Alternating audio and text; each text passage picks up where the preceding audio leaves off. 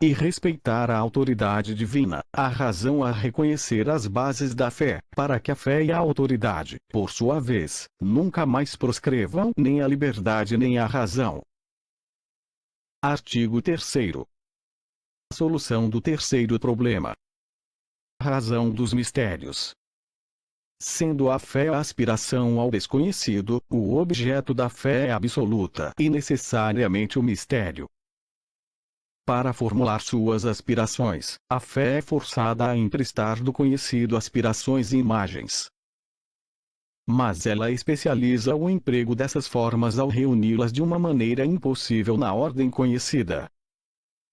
Tal é a profunda razão do aparente absurdo do simbolismo. Demos um exemplo. Se a fé dizia que Deus é impessoal, poder-se-ia concluir daí que Deus é apenas uma palavra ou, no máximo, uma coisa. Se ela dizia que Deus é uma pessoa, o infinito inteligente seria representado sob a forma necessariamente limitada de um indivíduo. Ela diz Deus é um ou em três pessoas para exprimir que se concebe em Deus a unidade um número. A fórmula do mistério exclui necessariamente a própria inteligência dessa fórmula, na medida em que empresta do verbo coisas conhecidas, pois se fosse compreendida exprimiria o conhecido e não o desconhecido. Pertenceria, então, à ciência e não mais à religião, isto é, à fé. O objeto da fé é um problema de matemática onde o x escapa aos procedimentos de nossa álgebra. As matemáticas absolutas provam somente a necessidade, por conseguinte, a existência desse conhecido representado pelo x intraduzível. Ora, por mais que a ciência avance em seu progresso indefinido, mas sempre relativamente finito, nunca encontrará na língua do finito a expressão completa do infinito. O mistério é, portanto, eterno.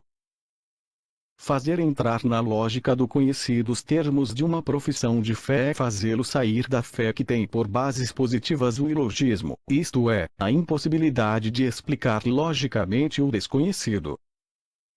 Para os israelitas, Deus está separado da humanidade, não vive nas criaturas, é um egoísmo infinito.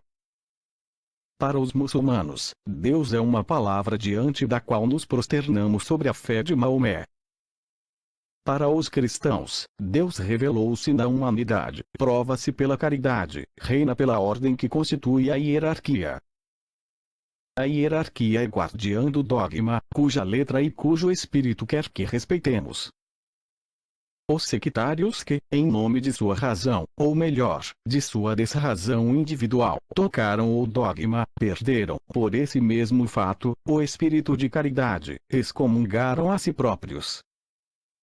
O dogma católico, isto é, universal, merece esse belo nome resumindo todas as aspirações religiosas do mundo. Ele afirma a unidade de Deus com Moisés e Maomé, reconhecem-se a trindade infinita da geração eterna com Zoroastro, Hermes e Platão, concilia com o verbo único de São João os números vivos de Pitágoras, eis o que a ciência e a razão podem constatar. É portanto diante da própria razão e diante da ciência o dogma mais perfeito, isto é, o mais perfeito que alguma vez se produziu no mundo. Que a ciência e a razão nos concedam isso, não lhes pediremos mais nada. Substituir o despotismo legítimo da lei pelo arbitrário humano, em outras palavras, a tirania no lugar da autoridade é obra de todos os protestantismos e de todas as democracias. O que os homens chamam de liberdade é a sanção da autoridade ilegítima ou, antes, a ficção do poder não sancionado pela autoridade. João Calvino protestava contra as fogueiras de Roma para se dar o direito de queimar Miguel Servet. Todo povo que se libertou de um Carlos I ou de um Luís XVI submeteu-se a um Robespierre ou a um Cromwell, e existe um antipapa mais ou menos absurdo por trás de todos os protestos contra o papado legítimo. A divindade de Jesus Cristo só existe na Igreja Católica, para a qual ele transmite hierarquicamente sua vida e seus poderes divinos. Essa divindade é sacerdotal e real por comunhão, mas fora dessa comunhão toda afirmação da divindade de Jesus Cristo é idolátrica, porque Jesus Cristo não poderia ser um Deus separado. Pouco importa a verdade católica ou o número dos protestantes. Se todos os homens fossem cegos, essa seria uma razão para negar a existência do Sol? A razão, protestando contra o dogma, prova suficientemente que não o inventou, mas é forçada a admirar a moral que resulta desse dogma. Ora, se a moral é uma luz, é preciso que o dogma seja um sol. A claridade não vem das trevas. Entre os abismos do politeísmo e do deísmo absurdo e limitado, só há um meio possível: o mistério da Santíssima Trindade. Entre o ateísmo especulativo e o antropomorfismo só há um meio possível: o mistério da encarnação.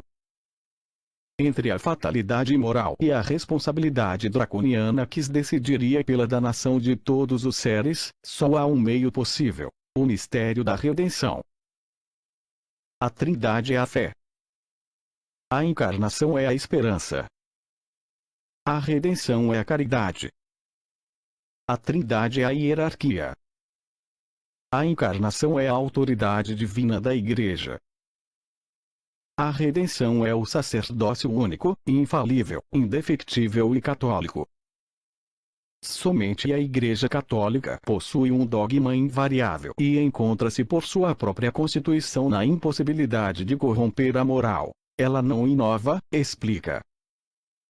Assim, por exemplo, o dogma da Imaculada Concepção não é novo, estava inteiramente contido no Teotocon do Concílio de Éfeso, e o Teotocon é uma consequência rigorosa do dogma católico da encarnação. Da mesma forma, a Igreja Católica não faz excomunhões, ela as declara e só ela as pode declarar, porque é a única guardiã da unidade. Fora da barca de Pedro, só há o abismo. Os protestantes assemelham-se às pessoas que, cansadas da arfagem, jogar-se-iam na água para evitar o enjoo. E da catolicidade, tal qual é constituída na Igreja Católica, que é preciso dizer o que Voltaire disse de Deus com tanta ousadia. Se não existisse, seria preciso inventá-la. Mas, se um homem fosse capaz de inventar o espírito de caridade, teria também inventado Deus. A caridade não se inventa, revela-se por suas obras, e é então que se pode gritar com o Salvador do mundo: felizes os que têm o coração puro, pois verão a Deus. Entender o espírito de caridade e ter a inteligência de todos os mistérios. Artigo 4º. Solução do quarto problema. A religião provada pelas objeções que lhe são opostas. As objeções que se pode fazer contra a religião podem ser feitas seja em nome da razão, seja em nome da fé. A ciência não pode negar os fatos da existência da religião, de seu estabelecimento e de sua influência sobre os acontecimentos da história. É proibido a ela tocar no dogma, o dogma pertence inteiramente à fé. A ciência arma-se comumente contra a religião como uma série de fatos que tem o direito de apreciar, que de fato aprecia com severidade, mas que a religião condena mais energicamente ainda do que a ciência. Assim fazendo, a ciência dá razão à religião e censura a si própria. Carece de lógica, acusa a desordem que toda paixão rancorosa introduz no espírito dos homens, a necessidade incessante que ele tem de ser reerguido e dirigido pelo espírito de caridade. A razão, por sua vez, examina o dogma e considera-o absurdo. Mas, se não o fosse, a razão compreendi-lo-ia. Se ela o compreendesse, não seria mais a fórmula do desconhecido. Seria uma demonstração matemática do infinito. Seria o infinito finito, o desconhecido conhecido, o incomensurável medido, o indizível nomeado. Isso quer dizer que o dogma só deixaria de ser absurdo diante da razão, para se tornar, diante da fé, da ciência, da razão e do bom senso reunidos, o mais monstruoso e o mais impossível de todos os absurdos. Restam as objeções da fé dissidente.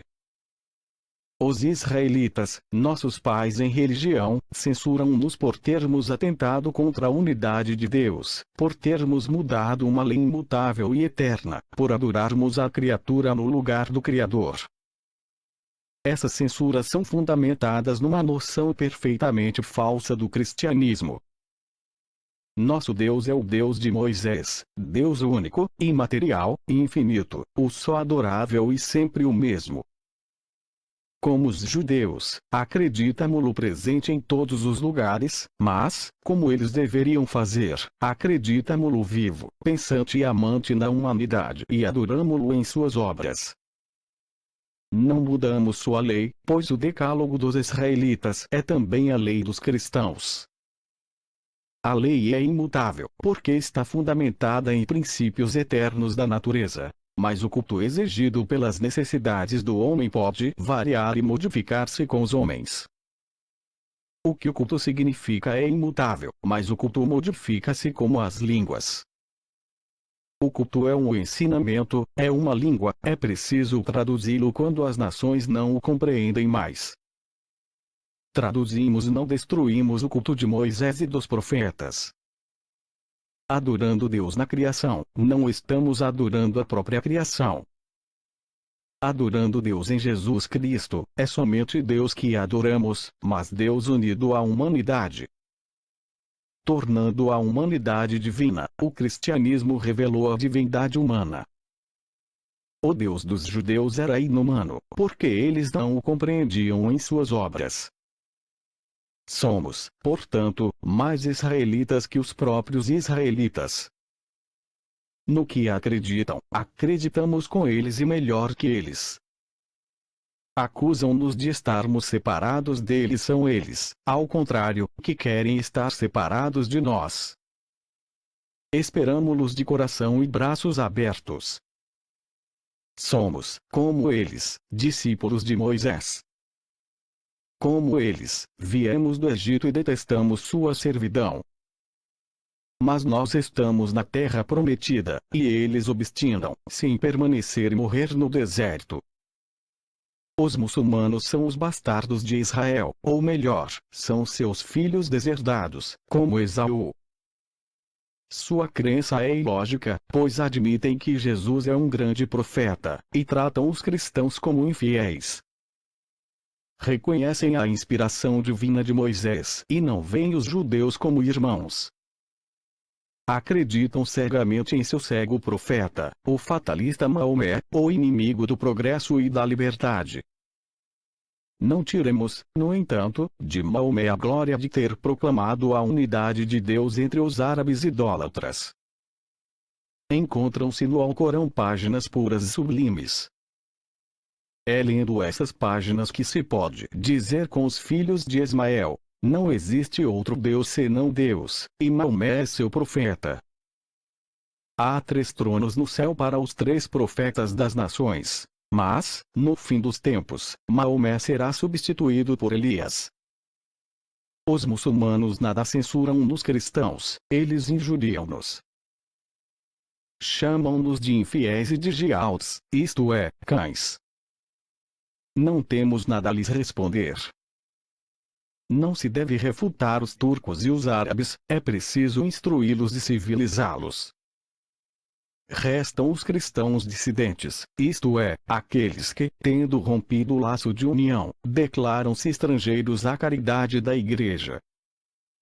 A ortodoxia grega, irmã gêmea da Igreja romana, que não cresceu desde sua separação, que não tem mais importância nos faustos religiosos, que, desde Fócio, não inspirou uma única eloquência. Igreja que se tornou inteiramente temporal e cujo sacerdócio não é mais que uma função regulada pela política imperial do czar de todas as Rússias. Múmia curiosa da igreja primitiva, colorida e dourada com todas as suas lendas e com todos os seus ritos que os popes não compreendem mais. sombra de uma igreja viva, mas que quis parar quando essa igreja avançava e que não é mais que uma silhueta apagada e sem cabeça. Depois, os protestantes, esses eternos reguladores da anarquia, que romperam o dogma e tentam sempre preenchê-lo com raciocínios, como o túnel das Danaídes. Esses fantasistas religiosos, cujas inovações em sua totalidade são negativas, que formularam para uso próprio um desconhecido pretensamente mais conhecido, mistérios mais explicados, um infinito mais definido, uma imensidão mais restrita, uma fé mais duvidosa, que quintessenciaram o absurdo, cindiram a caridade e tomaram atos de anarquia pelos princípios de uma hierarquia para sempre impossível. Esses homens que querem realizar a salvação somente pela fé, porque a caridade lhes escapa e que nada mais podem realizar, mesmo sobre a terra, pois seus pretensos sacramentos não são mais que farsas alegóricas, não dão mais a graça, não fazem mais ver a Deus nem tocar em Deus, não são mais, em uma palavra, os signos da onipotência da fé, mas as testemunhas forçadas da impotência eterna da dúvida. Foi, portanto, contra a própria fé que a Reforma protestou. Os protestantes tiveram razão contra o zelo inconsiderado e perseguidor que queria forçar as consciências. Exigiram o direito de duvidar, o direito de ter menos religião ou de não a ter absolutamente. Derramaram seu sangue por esse triste privilégio. Conquistaram-no, possuem-no, mas não nos tirarão o de lastimá-los e de amá-los. Quando sentirem novamente a necessidade de acreditar, quando seu coração revoltar-se por sua vez contra a tirania de uma razão falseada, quando se cansarem das frias abstrações de seu dogma arbitrário, das vãs observâncias de seu culto sem efeito, quando sua comunhão sem presença real, suas igrejas sem divindade e sua moral sem perdão os aterrorizarem, enfim, assim que ficarem doentes da nostalgia de Deus, não se levantarão como o filho pródigo e não virão jogar-se aos pés do sucessor de Pedro dizendo-lhe: Pai, pecamos contra o céu e contra vós, já não somos dignos de ser chamados vossos filhos, mas incluí-nos ao menos entre vossos mais humildes servidores. Não falaremos da crítica de Voltaire. Esse grande espírito estava dominado por um ardente amor pela verdade e pela justiça, mas faltava-lhe esta retidão do coração que dá a inteligência da fé. Voltaire não podia admitir a fé, porque não sabia amar. O espírito de caridade não se revelou a essa alma sem ternura, e ele criticou amargamente um fogo cujo calor não sentia e uma lâmpada cuja luz não via. Se a religião fosse tal qual viu, teria tido 1000 vezes razão em atacá-la e seria preciso ajoelhar-se diante do heroísmo de sua coragem. Voltaire seria um Messias do bom senso, o Hércules destruidor do fanatismo. Mas este homem ria demais para compreender aquele que disse: felizes dos que choram, e a filosofia do riso nunca terá nada em comum com a religião das lágrimas. Voltaire parodiou a Bíblia, o dogma, o culto, depois ridicularizou, achicalhou, vilipendiou sua paródia. Apenas aqueles que veem a religião na paródia de Voltaire podem se ofender com isso. Os voltairianos assemelham-se às rãs da fábula que saltam sobre as vigas e, em seguida, zombam da majestade real. São livres para tomar a viga por um rei, são livres para refazer esta caricatura romana de que, outrora, Tertuliano ria, e que representava o Deus dos cristãos na figura de um homem com cabeça de asno.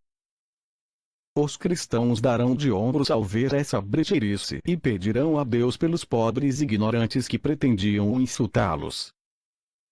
O senhor Conde Joseph de Maistre, depois de ter representado, num de seus mais eloquentes paradoxos, o carrasco como um ser sagrado e como uma encarnação permanente de justiça divina na terra, queria que se erguesse para o ancião de Verneuil uma estátua pela mão do carrasco. Existe profundidade nesse pensamento. Voltaire, com efeito, foi também, no mundo, um ser ao mesmo tempo providencial e fatal, dotado da insensibilidade para a realização de suas terríveis funções. Foi, no domínio da inteligência, um executor das grandes obras, um executor armado com a própria justiça de Deus. Deus enviou Voltaire entre o século de Bossuet e o de Napoleão para aniquilar tudo o que separa esses dois gênios e reuni-los num só.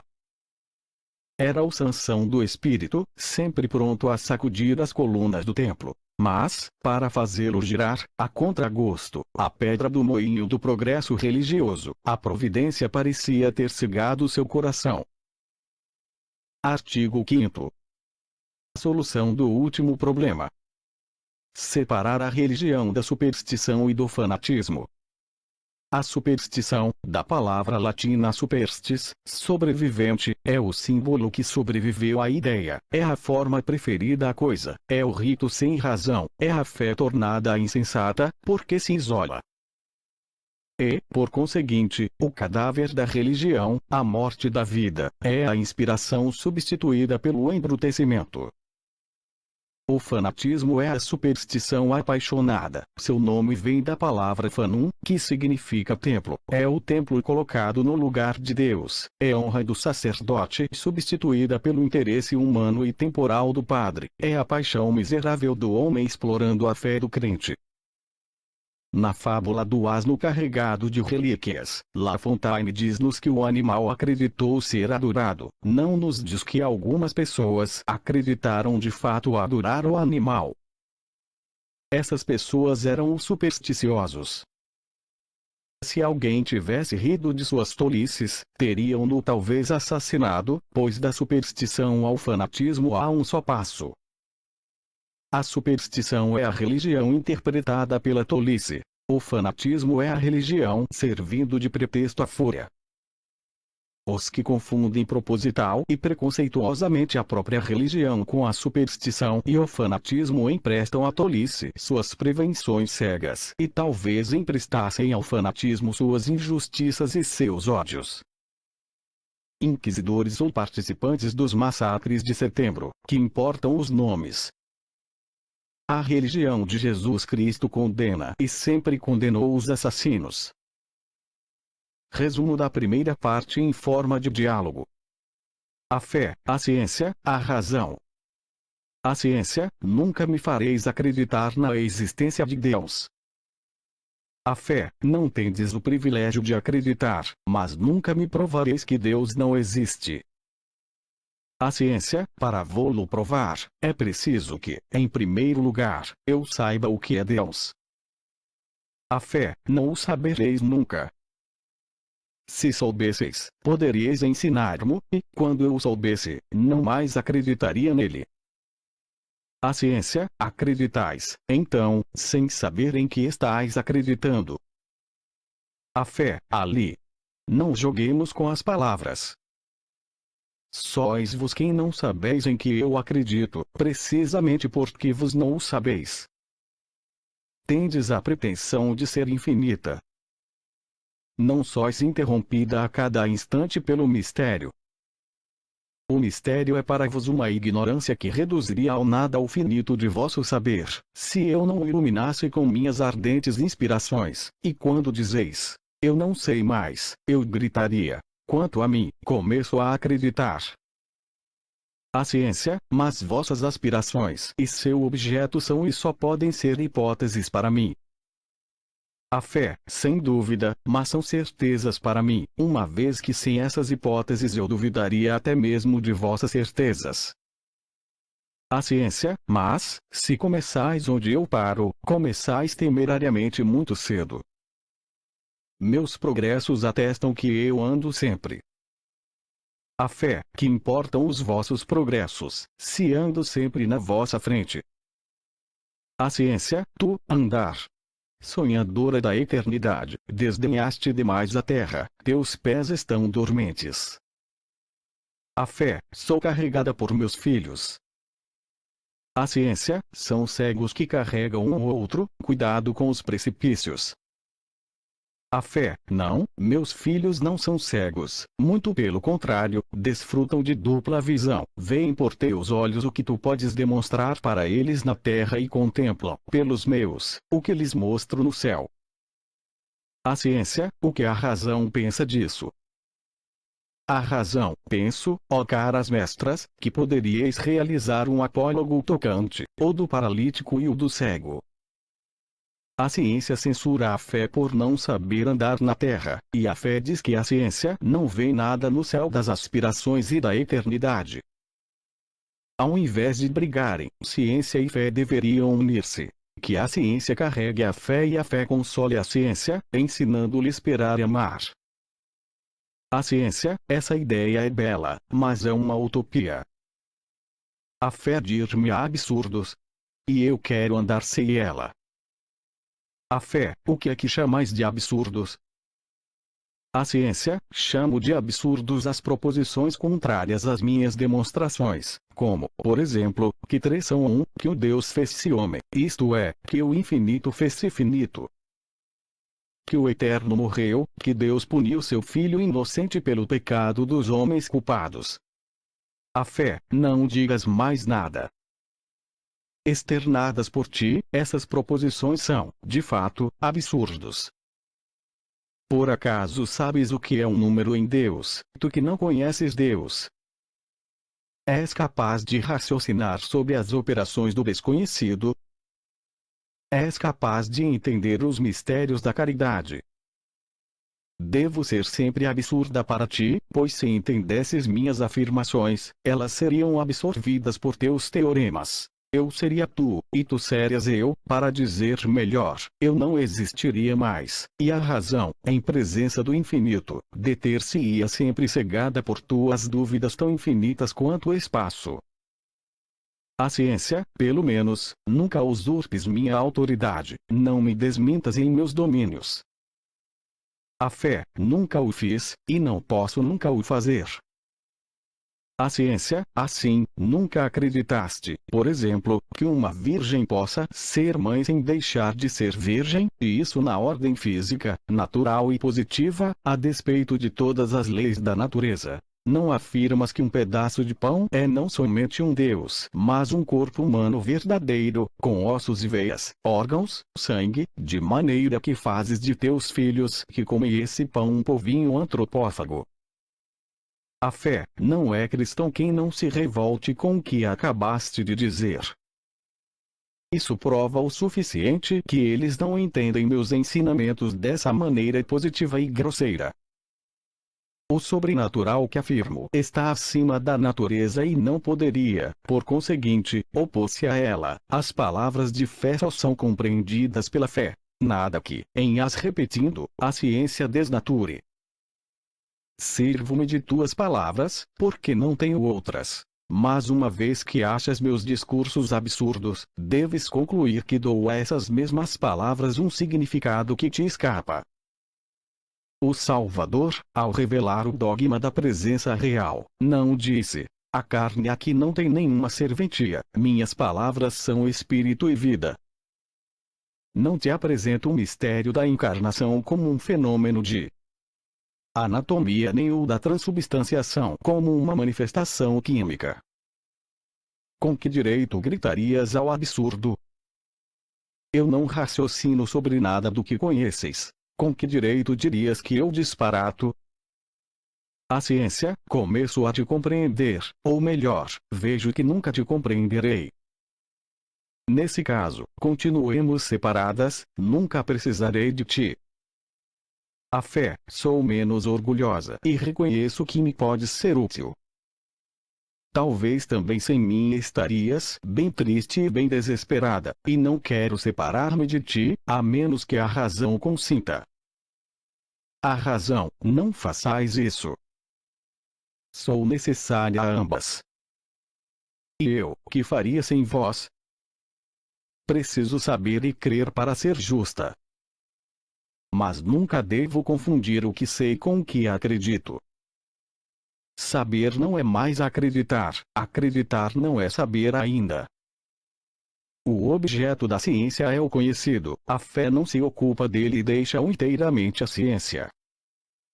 O objeto da fé é o desconhecido, a ciência pode buscá-lo, mas não defini-lo. é portanto forçada, pelo menos provisoriamente, a aceitar as definições da fé que lhe é até mesmo impossível de criticar. Somente se a ciência renuncia à fé, renuncia à esperança e ao amor, cuja existência e necessidade são, no entanto, tão evidentes para a ciência quanto para a fé. A fé, como fato psicológico, pertence ao domínio da ciência, e a ciência, como manifestação da luz de Deus na inteligência humana, pertence ao domínio da fé. A ciência e a fé devem, portanto, aceitar-se, respeitar-se mutuamente, até mesmo sustentar-se e socorrer-se nas necessidades, mas sem nunca usurpar uma a outra. O meio de as unir é nunca as confundir. Mas não deve haver contradição entre elas, pois servindo-se das mesmas palavras, não falam a mesma língua. A fé, pois bem. Irmã ciência, o que dizeis disso? A ciência, digo que estávamos separadas por um deplorável mal-entendido que, doravante, podemos andar juntas. Mas a qual de seus símbolos vais me associar? Serei judia, católica, muçulmana ou protestante? A fé, continuarás sendo a ciência e serás universal.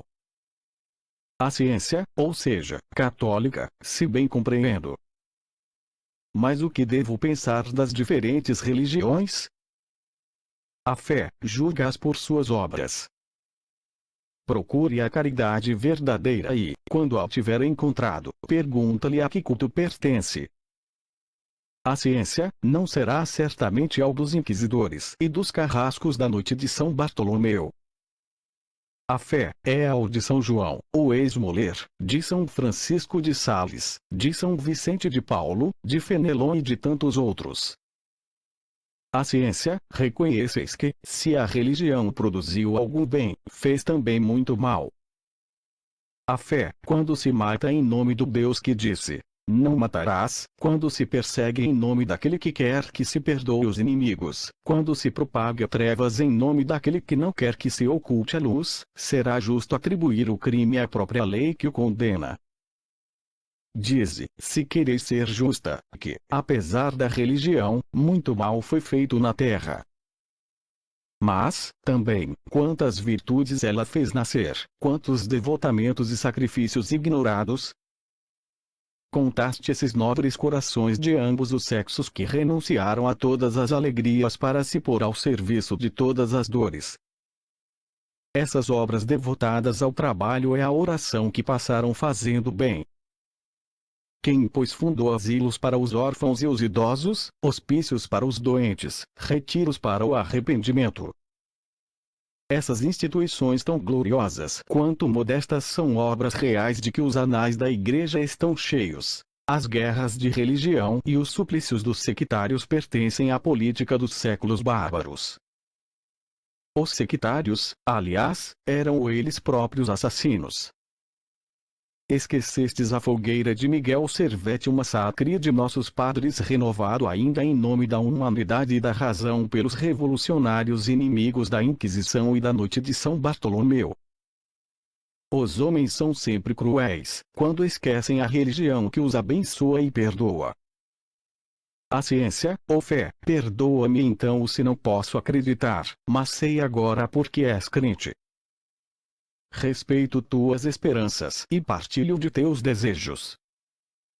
Mas é pesquisando que eu encontro e é preciso que eu duvide para pesquisar. A razão trabalha e procura, então, ó ciência, mas respeita os oráculos da fé. Quando tua dúvida deixar uma lacuna no ensinamento universal, permite a fé preenchê-la. Andai distintas uma da outra, mas apoiadas uma na outra, e nunca vos separeis. Segunda parte. Mistérios filosóficos. Considerações preliminares. Disse que o belo é o esplendor do verdadeiro. Ora, a beleza moral é a bondade. É belo ser bom. Para ser bom com inteligência, é preciso ser justo. Para ser justo, é preciso agir com razão.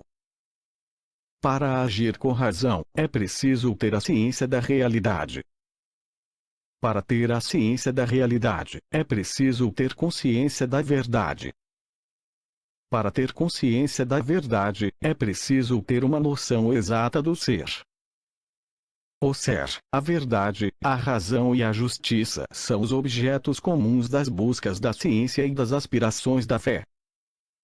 A concepção de um poder supremo, real ou hipotético, transforma a justiça em providência, e a noção divina, por esse ponto de vista, torna-se acessível à própria ciência. A ciência estuda o ser em suas manifestações parciais, a fé o supõe, ou melhor, o admite a priori em sua generalidade. A ciência busca a verdade em todas as coisas, a fé relaciona todas as coisas a uma verdade universal e absoluta. A ciência verifica realidades no detalhe, a fé explica-as por uma realidade de conjunto que a ciência não pode verificar, mas que a própria existência dos detalhes parece forçá-la a reconhecer e a admitir. A ciência submete as razões das pessoas e das coisas à razão matemática e universal. A fé procura, ou melhor, supõe nas próprias matemáticas e acima das matemáticas uma razão inteligente e absoluta. A ciência demonstra a justiça pela justiça. A fé dá a justeza absoluta à justiça, subordinando-a à providência. Vê-se aqui tudo que a fé empresta à ciência e tudo que a ciência, por sua vez, deve à fé. Sem a fé, a ciência está circunscrita por uma dúvida absoluta e encontra-se eternamente estacionada no empirismo arriscado a um ceticismo raciocinador. Sem a ciência, a fé constrói suas hipóteses ao acaso e só pode prejulgar cegamente as causas dos efeitos que ignora. A grande corrente que reúne ciência e fé é a analogia.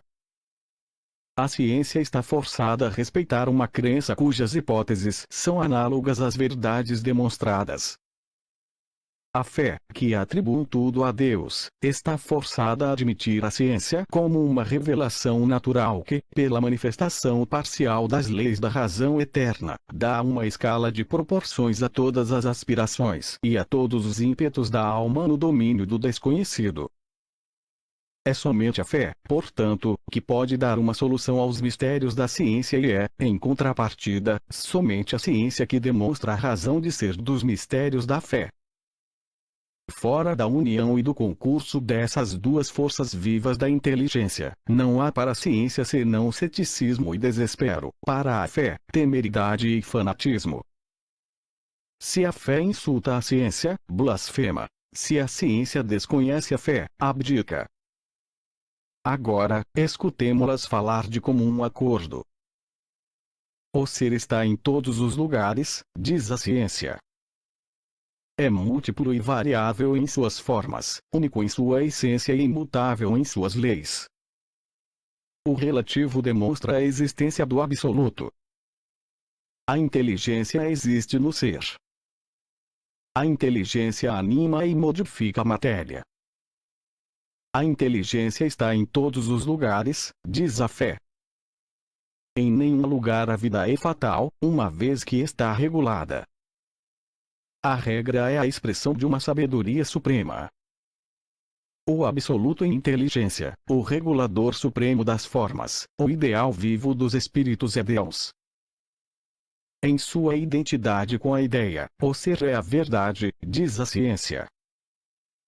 Em sua identidade com o ideal, a verdade é Deus, retorque a fé. Em sua identidade com minhas demonstrações, o ser é a realidade, diz a ciência. Em sua identidade com minhas legítimas aspirações, a realidade é meu dogma, diz a fé. Na sua identidade com o verbo, o ser é a razão, diz a ciência. Na sua identidade com o espírito de caridade, a mais elevada razão é minha obediência, diz a fé. Em sua identidade com o motivo dos atos racionais, o ser é a justiça, diz a ciência. Em sua identidade com o princípio de caridade, a justiça é a providência, responde a fé. Acordo sublime de todas as certezas com todas as esperanças, do absoluto em inteligência e do absoluto em amor. O Espírito Santo, o Espírito de caridade deve assim tudo conciliar e tudo transformar em sua própria luz. Não é ele o espírito de inteligência, o espírito de ciência, o espírito de conselho, o espírito de força. Ele deve vir, diz a liturgia católica, isso será como uma criação nova, e ele mudará a face da terra. Rir da filosofia já é filosofar, disse Pascal ao fazer alusão a esta filosofia cética e duvidosa que não reconhece a fé. E, se existisse uma fé que pisoteasse a ciência, não diríamos que rir de semelhante fé seria dar provas de verdadeira religião, que é toda caridade, que não tolera o riso, mas ter-se-ia razão em censurar esse amor pela ignorância e em dizer a essa fé temerária: Jaques desconheces tua irmã, não és a filha de Deus. Verdade, realidade, razão, justiça, providência, tais são os 5 raios da estrela flamejante no centro da qual a ciência escreverá a palavra ser, a que a fé acrescentará o nome inefável de Deus. Solução dos problemas filosóficos. Primeira série. Pergunta: o que é a verdade? Resposta: é a ideia idêntica ao ser. P. O que é a realidade? R. É a ciência idêntica ao ser. P. O que é a razão? R. É o verbo idêntico ao ser. P. O que é a justiça? R. É o motivo dos atos idênticos ao ser. P. O que é o absoluto? R. É o ser. P. Concebe-se algo acima do ser? R. Não, mas concebe-se no próprio ser algo de supereminente e de transcendental. P. O que é? R. A razão suprema do ser. P. Conheceis e podeis defini-la. R. Somente a fé afirma e nomeia a Deus. P. Existe algo acima da verdade? R. Acima da verdade conhecida existe a verdade desconhecida. P. Como se pode racionalmente supor essa verdade? R. Pela analogia e pela proporção. P. Como se pode defini-la? R. Pelos símbolos da fé. P. Pode-se dizer da realidade a mesma coisa que da verdade? R. Exatamente a mesma coisa. P. Existe algo acima da razão? R. Acima da razão finita existe a razão infinita. P. O que é a razão infinita? R. É esta razão suprema do ser a que a fé chama de Deus. P. Existe algo acima da justiça? R. Sim, de acordo com a fé, existe a providência em Deus e, no homem, o sacrifício. P. O que é o sacrifício? R. É o abandono benévolo e espontâneo do direito. P. O sacrifício é racional. R. Não, é uma espécie de loucura maior que a razão, pois a razão é forçada a admirá-lo. P. Como chamar um homem que age de acordo com a verdade, a realidade, a razão e a justiça? R. É um homem moral. P. E se pela justiça ele sacrifica seus atrativos? R. É um homem de honra. P. Se, para imitar a grandeza e a bondade da providência, ele faz mais do que seu dever e sacrifica seu direito pelo bem dos outros. R. É um herói. P. Qual é o princípio verdadeiro do heroísmo? R. É a fé. P. Qual é o seu sustento? R. A esperança. P. E sua regra? R. A caridade. P. O que é o bem? R. É a ordem. P. O que é um mal? R. É a desordem. P. Que prazer é permitido? R. O gozo da ordem. P. Que prazer é proibido? R. O gozo da desordem. P. Quais são as consequências de um e de outro? R. A vida e a morte na ordem moral. P. O inferno, com todos os seus horrores, tem, pois, razão de ser no dogma religioso. R. Sim, é a consequência rigorosa de um princípio. P. E que princípio é esse? R. Da liberdade. P. O que é a liberdade? R. É o direito de fazer o dever com a possibilidade de não o fazer. P. O que é faltar com o dever? R. É perder o direito. Ora, sendo o direito eterno, perdi-lo significa perda eterna. P. Não se pode reparar uma falta. R. Sim, pela expiação. P. O que é a expiação? R. É uma sobrecarga de trabalho. Assim, porque fui preguiçoso ontem, devo realizar, hoje, uma dupla tarefa. P. Que pensar dos que se impõem sofrimentos voluntários? R. Se é para remediar a atração brutal do prazer, são sábios. Se é para sofrer no lugar dos outros, são generosos. Mas, se o fazem sem conselho e sem medida,